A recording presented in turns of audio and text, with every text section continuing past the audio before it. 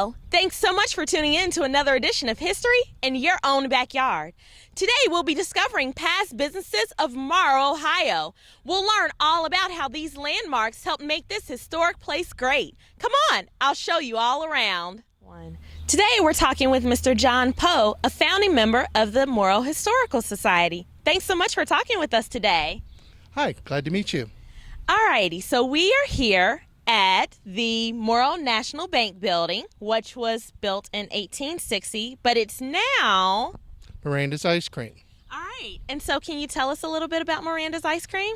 Well, as far as Miranda's Ice Cream, we're your basic ice cream shop. We cater mainly to the folks on the bike trail and then local families and folks that come in to visit us there.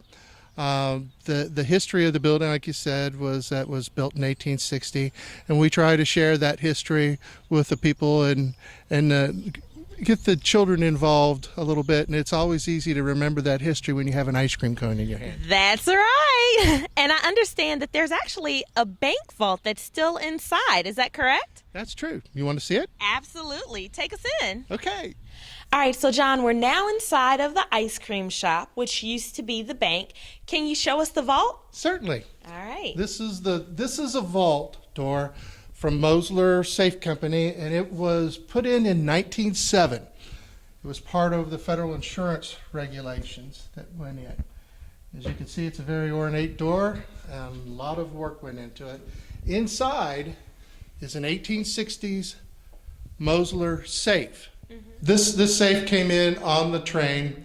It was brought in with manual labor. Basically, this was a very secure vault. It was a closet. It wasn't a vault in 1860.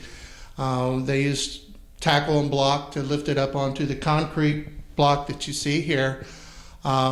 This was the main area of safety for everybody's money and the stock for the bank.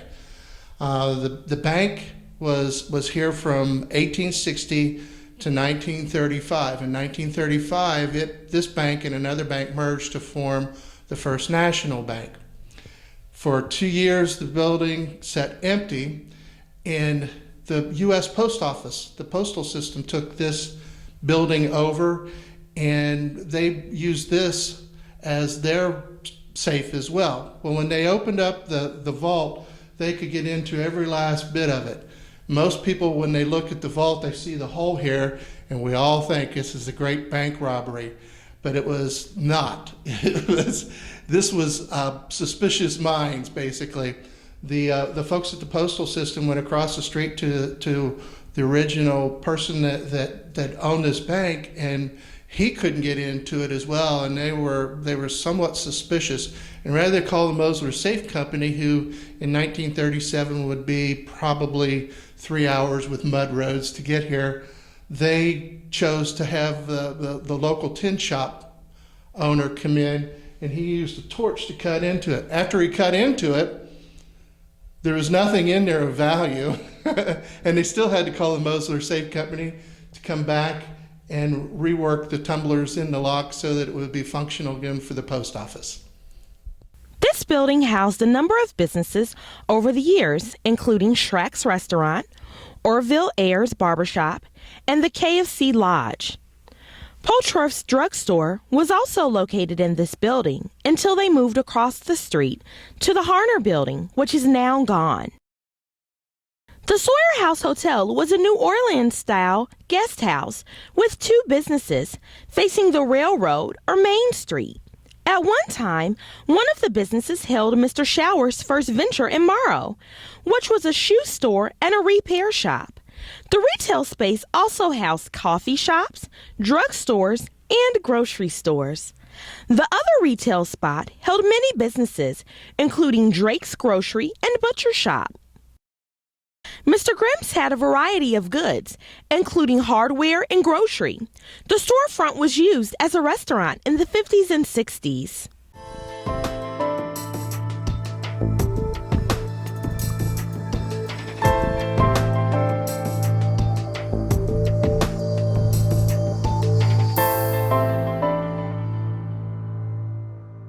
The Morrow Packing Company moved from South Lebanon to Morrow in the 1880s. P.B. Dunham and A.J. Shower were partners in the venture. They produced corn and beans using a stream canning system. While corn and beans were their mainstay, they also canned coffee and other goods.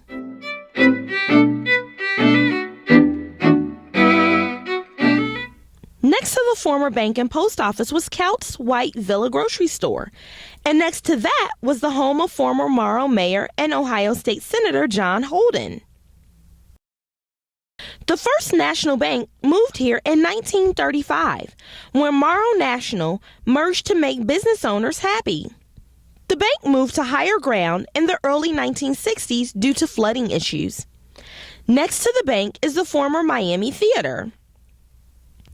In the past, Morrow was home to at least 2 barbershops, 2 hotels, 3 grocery stores, and countless restaurants and saloons.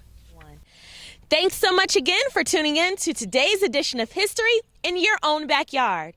Today we spent time learning all about the past businesses of Morrow, Ohio. I hope you enjoyed learning all about it. Remember, travel slowly and stop often. We'll see you next time. Bye-bye.